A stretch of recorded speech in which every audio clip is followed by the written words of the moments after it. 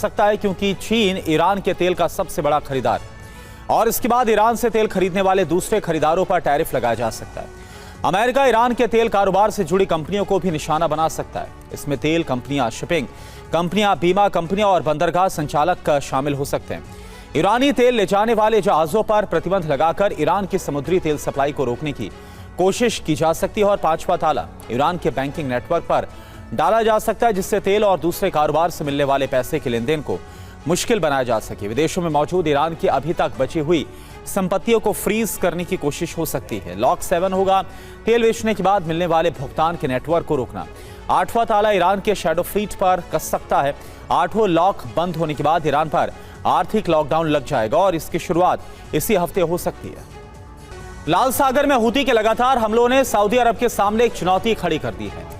Mocha port पर हमले और सऊदी से जुड़े सैन्य ठिकानों और तेल ठिकानों को निशाना बनाए जाने के बाद सऊदी अरब ने लाल सागर की सुरक्षा के लिए 13 देशों का समुद्री गठबंधन बनाया और इस गठबंधन का मकसद बाब अल मंदेब, लाल सागर और अदन की खाड़ी में जहाजों की आवाजाही को सुरक्षित करना है। लेकिन सवाल यह है कि क्या इतने बड़े गठबंधन की संयुक्त ताकत हूती की मिसाइल और ड्रोन हमलों को रोक पाएगी? आप देखिए सऊदी के इस नए सुरक्षा गठबंधन के सामने हूती की चुनौती कितनी बड़ी है।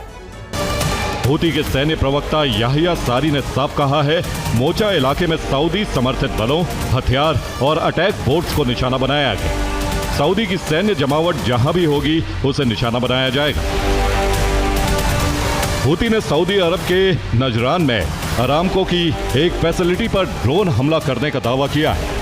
हूती के मुताबिक यह हमला सऊदी के सैन्य विमानों की सादा प्रांत में गतिविधि के जवाब में किया गया।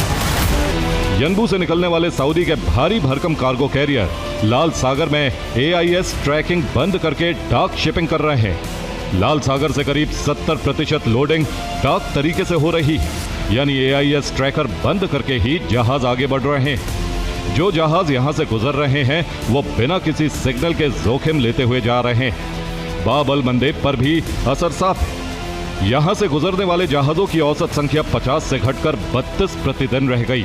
सऊदी अरब तेल को यूरोप की तरफ मोड़ रहा है। स्वेज नहर के रास्ते मिस्र की सुमेद पाइपलाइन से सिदी कैरियर तक सप्लाई पहुंचाई जा रही।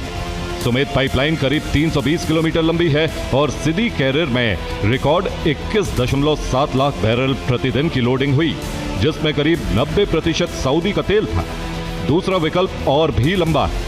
स्वेज नहर के रास्ते के बाद सऊदी के जहाज अफ्रीका का चक्कर लगाकर केप ऑफ गुड होप से निकल रहे हैं और तब एशिया तक पहुंच रहे हैं। इससे 25 से 30 दिन अतिरिक्त लग रहे हैं।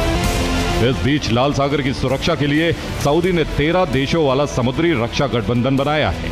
इस गठबंधन में बहरीन, बांग्लादेश, कोमोरोस, जिबूती, मिस्र, Jordan, Kuwait, Pakistan, Qatar, Saudi Arab, Sudan, तुर्की और यमन शामिल है। ट्रंप ने पहली बार होर्मुज को अमेरिका का हिस्सा बनाने की बात कही तो वो भी किसी सोशल मीडिया पोस्ट या टीवी इंटरव्यू में नहीं, बल्कि न्यूयॉर्क सिटी में हजारों लोगों के सामने। होर्मुज पर ट्रंप है क्योंकि इस तेल रूट पर कंट्रोल करके ट्रंप एक तरफ अरबों डॉलर की कमाई कर सकते हैं, दूसरी तरफ ईरान को सबसे बड़ा आर्थिक झटका दे सकते हैं। होर्मुज पर अमेरिका की नाकाबंदी जारी है और दूसरी तरफ ट्रंप अब ईरान पर अभी तक का सबसे बड़ा आर्थिक प्रहार करने की तैयारी कर रहे हैं। ईरान के खिलाफ यह अमेरिकी आर्थिक स्ट्राइक कैसे हो सकती है और ट्रंप इस स्ट्राइक के जरिए क्या क्या हासिल करना चाहते हैं, इस रिपोर्ट में आप देखिए। हॉर्मुज में अमेरिका की नाकाबंदी, लेकिन असली लड़ाई तेल की, पैसे की है और हॉर्मुज पर कंट्रोल की।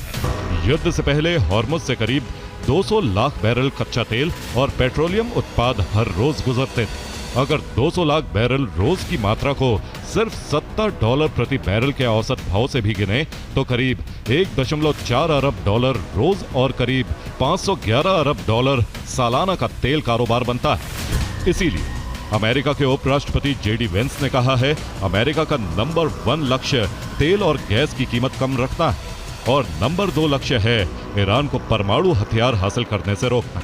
अमेरिका के वित्त मंत्री स्कॉट बेसेंट ने कहा है कि अगले सप्ताह ईरान के खिलाफ ऐसे आर्थिक कदमों का ऐलान होगा जैसे किसी देश को अलग थलग करने के इतिहास में पहले कभी नहीं देखे गए। और अब आप देखिए होर्मुज में अमेरिका ने किस तरह से अपना दबाव बढ़ाया है और इस नाकाबंदी के पीछे ट्रंप का असली मकसद क्या है। सबसे पहले होर्मुज में सख्त नाकाबंदी लागू की गई, जिससे इस अहम समुद्री रास्ते से जहाजों की आवाजाही लगभग रुक गई है। और इसके बाद अमेरिका ने 62 कमर्शियल जहाजों का रास्ता बदल दिया, यानी जिन जहाजों को आगे जाना था उन्हें अपना रूट बदलना पड़ा है। अमेरिकी कार्रवाई यहीं पर नहीं रुकी। सेंटकॉम के मुताबिक 3 जहाजों को एक्शन भी इन पर लिया गया है, यानी कि उन पर हमला हुआ है। 2 जहाजों पर अमेरिकी सेना ने बोर्डिंग की है, यानी कि अटैक हेलीकॉप्टर से अमेरिका के कमांडोज इन जहाजों पर पहुंचे और उन्हें अपने कब्जे में ले लिया। इन कार्रवाइयों के पीछे ट्रंप के 3 टारगेट्स हैं। पहला, होर्मुज के जरिए होने वाले तेल कारोबार से अरबों डॉलर हासिल करना। दूसरा, युद्ध पर अमेरिका के भारी खर्च और आर्थिक नुकसान की भरपाई करना। और तीसरा टारगेट, चुनाव से पहले खुद को ईरान के खिलाफ बड़ी जीत दिलाने वाले राष्ट्रपति के तौर पर दिखाना, यानी खुद को इस जंग का विजेता बताना। काजिम गरीबाबादी ने ट्रंप को जवाब देते हुए कहा कि हॉर्मुज को किसी ट्वीट, किसी एयरक्राफ्ट कैरियर या चुनावी भाषण से कब्जे में नहीं लिया जा सकता। स्ट्रेट कब खुलेगा और कब बंद होगा, इसका फैसला सिर्फ ईरान करेगा। ऐसा झटका जो ईरान की मुद्रा रियाल को बर्बाद कर दे, जो ईरान की कमाई की जड़ें काट दे, जो उसकी अर्थव्यवस्था की नींव हिला दे और आखिरकार तेहरान को बातचीत की मेज पर लौटने के लिए मजबूर किया जा सके। ईरान के राष्ट्रपति मसूद पेजेशकियान ने भी बढ़ती महंगाई और आर्थिक दबाव को लेकर बयान दिया है कि ईरान इस संकट को असामान्य स्थिति के तौर पर नहीं देख रहा। तेहरान का पूरा तंत्र वर्षों से प्रतिबंधों के बीच काम करता आया है। और अब आप देखिए ट्रंप ईरान पर किस तरह से इकोनॉमिक लॉकडाउन लगाते जा रहे हैं। पहला लॉक चीन पर सेकेंडरी प्रतिबंध के जरिए बनाया जा